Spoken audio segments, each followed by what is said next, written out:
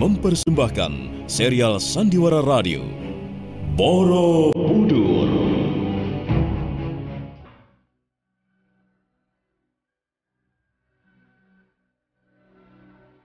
Di tanah Jawa, saat kerajaan Mataram kokoh berdiri, setindak demi setindak, perlahan namun pasti, berdiri dengan megah sebuah bangunan suci. Borobudur. Diangkat dalam serial Sandiwara Radio dalam kisah Pupusnya Keangkaramurkaan. Naskah karya Edi Dosa, ide cerita M. Satria Pinandita, dengan para pelaku Petrus Urspon sebagai Gunadarma, Lis Mardiana sebagai Biung Sinom, Teti sebagai Nilat Paladala, Edi Dosa sebagai Rakai Pikatan, Pripanggi sebagai Samirana, Idris Apandi sebagai Busudandai, Desi Indah sebagai Tejah Melati, Insan sebagai Telik Sandi, dibantu oleh Guritno, Ari, Lanti, Dewi Ayu, Elias Gibel, Wiwi, dan sederet bintang sandiwara radio lainnya. Pembawa cerita Asdi Suhastra, sutradara Edi Dosa.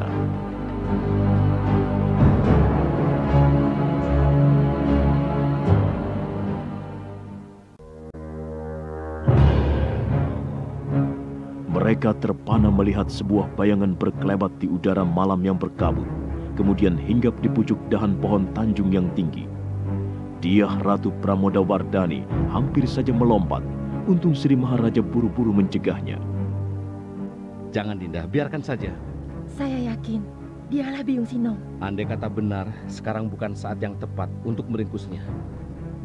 Oh, dalam hal ini kita harus berhati-hati. Benar Gusti Permaisuri, kita jangan terburu nafsu. Musuh kita ini sangat berbahaya. Iya, dan kita belum bisa mengukur seberapa dalam ilmunya. Sabarlah Dinda, tenang. Tunggu saat yang baik. Diah Pramodawardhani terpaksa menuruti saran dan nasihat suami dan para pembantunya, walaupun matanya terus mengawasi bayangan yang bertengger di dahan pohon dengan angkuhnya.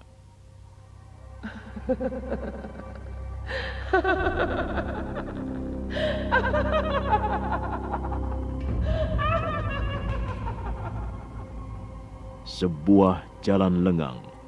Dua bayangan bergegas menyisir pohon-pohon pagar, lalu berhenti di depan sebuah rumah yang ukurannya tidak terlalu besar. Lampu depan rumah masih bernyala menerangi sebagian halaman. Bayangan itu rupanya dua orang laki-laki bertampang sangar. Salah seorang bernama Bondan. Ini rumahnya Kang Bondan, tidak salah lagi. Kamu yakin? Yakin Kang. Saya pernah melihat sendiri Bu Sutarba ngobrol dengan mertuanya di Serambi itu. Oh iya. Di atas balai-balai bambu itu. Lalu Tejah Tilaka keluar menggendong anak perempuannya yang waktu itu masih agak kecil. Namanya Tejah Melati. Sekarang sudah agak gede, Kang. Sudah perawan kencur. Aku tidak peduli. Mau perawan kencur, perawan kunyit. Pokoknya akan kusikat habis. Tapi Kang Bondan, bukankah sebenarnya urusanmu sama Bu Sutarba? Bu Sutarba sudah mampus. Loh, lalu mengapa Kang Bondan mau membunuh anaknya? Apa itu nggak salah alamat, Kang? Kok salah alamat? Iya, Tejah Melati kan tidak punya salah apa-apa sama Kang Bondan. Kakek neneknya juga tidak salah. Kamu itu goblok apa sinting, ha? Memang yang salah Bu Sutarba si jahanam itu. Tapi dia sudah mampus. Jadi aku harus cari sasaran yang lain. Kamu tahu peristiwanya kan? Bu Sutarba merayu istriku. Membujuk istriku dengan iming-iming duitnya. Menjanjikan macam-macam. Hingga istriku terperosok dan jatuh ke pelukan laki-laki bejat itu. Tapi aku tidak bisa balas dendam. Karena si jahanam itu keburu mampus dibunuh istrinya sendiri. Sudahlah. Kamu jangan banyak omong. Pokoknya bantu aku membereskan urusan ini. Kalau sudah rampung, kamu akan kubayar sesuai perjanjianku. Ayo masuk, kita bereskan dulu anaknya. Kalau kakek neneknya melawan, kita bereskan juga. Sementara itu, seorang gadis kecil, usia sekitar 12 tahun, tampak tidur nyenyak di ruangan biliknya. Dialah Tejah Melati, putri Busutarba dan Tejah Tilaka. Sedangkan neneknya yang bernama Tejah Arum tengah mengobrol dengan kakeknya di ruangan tengah. Sudah tidur cucumu? Sudah sejak sore tadi. Pules sekali tidurnya.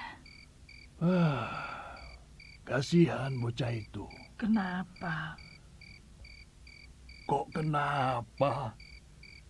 Ya nasibnya itu tidak terlalu cerah. Beda dengan anak-anak lain, teman-teman sebayanya. Mereka punya orang tua yang mapan, mengerti tanggung jawab pada keluarga, sayang sama anak-anaknya. Kalau Tejah Melati, punya apa dia? Dia kan masih punya kita. Sudahlah, jangan terlalu dirisaukan. Anaknya tidak apa-apa kok. Kelihatannya tidak apa-apa. Tapi sebenarnya hatinya, jiwanya hancur. Apalagi kalau dia ingat peristiwa kematian bapaknya yang penuh aib itu. Belum ibunya. Sampai sekarang tidak ketahuan nasibnya. Semua ini kesalahan Tarba. Aku heran. Dia seorang busu. Kok kelakuannya seperti itu? Percuma dia menjadi busu. Tidak baik, Kek. Menyesalkan apa yang sudah terjadi. Kamu juga salah kok, Nek. Loh, kok aku salah? Salahku di mana? Dulu kamu terlalu bernafsu. Ingin punya mantu orang kaya, orang pangkat, penggawa kerajaan yang berkedudukan tinggi. Akhirnya, ya beginilah. Semuanya hancur. Yang pingin punya mantu orang kaya itu siapa? Kalau ngomong kok dibolak-balik, nanti gosong loh. Lah yang minta mas kawinnya seperangkat kereta kuda siapa? Ayo. Terus yang minta dibelikan sawah, kebun, kerbau sapi siapa? Neneknya apa kakeknya? Aku apa kamu? Hah? Ya aku. Ya sudah. Sekarang tidak usah menyesal. Siapa ya? Malam-malam begini bertamu. Mana aku tahu. Hatiku kok tidak enak ya. Kita lihat saja. Mungkin tetangga mau ada perlu sama kita. Hati-hati, Kek. Ya. Laki-laki setengah tua itu melangkah perlahan ke arah pintu. Dia tampak ragu. Dadanya sedikit berdebar. Dia kembali menoleh ke arah istrinya yang menatapnya dengan wajah cemas. Akhirnya dia buka juga pintu itu dengan sikap waspada. Dia heran, tak ada siapa-siapa di luar. Hanya kesunyian dan kegelapan malam menyambutnya. Dia lalu memberi isyarat agar istrinya mendekat. Sekarang mereka berdiri di depan serambi pondok yang taram-temaram oleh cahaya lampu minyak. Tidak ada siapa-siapa. Lalu, siapa yang mengetuk pintu tadi? Mungkin anak-anak bercanda. Tapi, aku merasakan sesuatu yang aneh, Kek. Aku yakin ada orang berniat jahat pada kita. Mungkin sekarang dia sembunyi di tempat gelap, menunggu kelengahan kita, Kek. Wah, kamu ini ngomong apa? Macam-macam saja.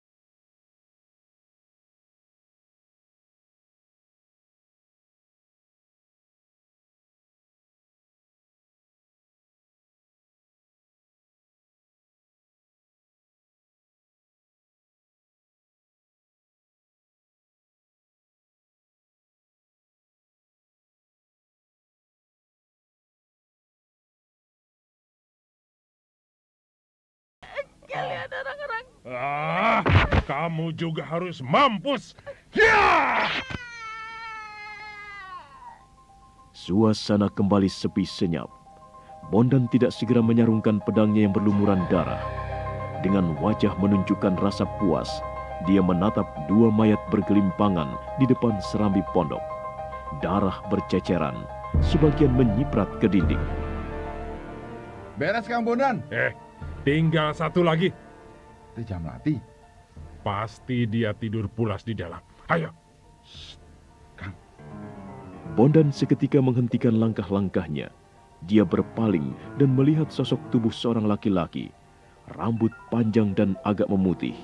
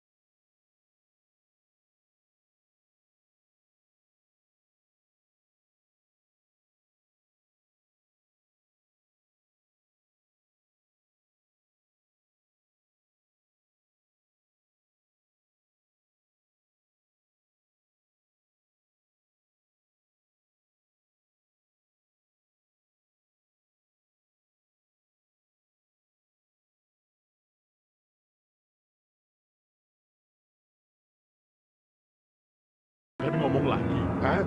Wah, Kang Bondan. Ini sudah keterlaluan. Dia nantang berkelahi, Kang. Ya, kita lihat saja sebentar lagi. Apa dia masih bisa berlagak seperti jagoan? Aku tidak sabar lagi. Bicara terus. Ini lihat, jurus pembukaan. Hup, ya, hup, Awas, Kang! ya, hup, ya, hup, ya. Laki-laki tua yang memang ternyata Ki Bale Oro-Oro langsung melompat sambil menggebrak. Tangannya memukul, kaki menyepak atau menendang. Bondan dan temannya terpaksa membuang tubuhnya ke kiri dan ke kanan sambil membabatkan pedang. Tapi Ki Bale Oro-Oro bukan laki-laki tua dan loyo seperti yang baru saja mereka bunuh. Dia seorang pendekar yang sudah makan asam garam kehidupan. Karena itu, mereka seolah-olah tak punya ruang lagi untuk menghindari serbuan lawannya. Bahkan belum sampai 10 jurus, Ki Bale Oro-Oro sudah bisa menguasai jalannya pertarungan. Menginjak jurus ke-9, dia berhasil merebut pedang milik teman Bondan, sekaligus membuat laki-laki bertubuh gempal itu tersungkur berlumuran darah. Mampus, sekarang giliranmu.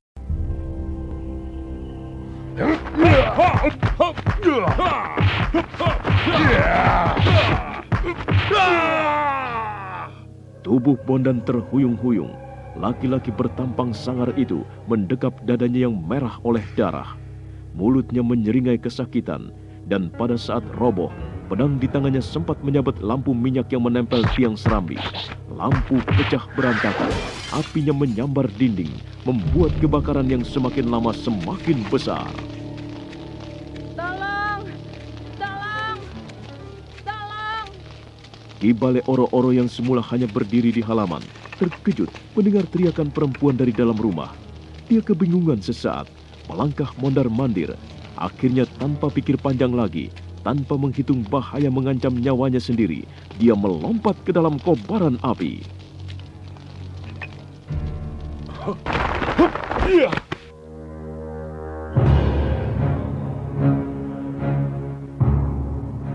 Nah, bagaimana kisah selanjutnya? Peristiwa apa lagi yang akan menimpa Istana Mataram dan pembangunan Kamulan? Saudara pendengar, untuk mengetahui jawabannya, ikutilah terus serial Sandiwara Radio ini. Borobudur. Sampai jumpa.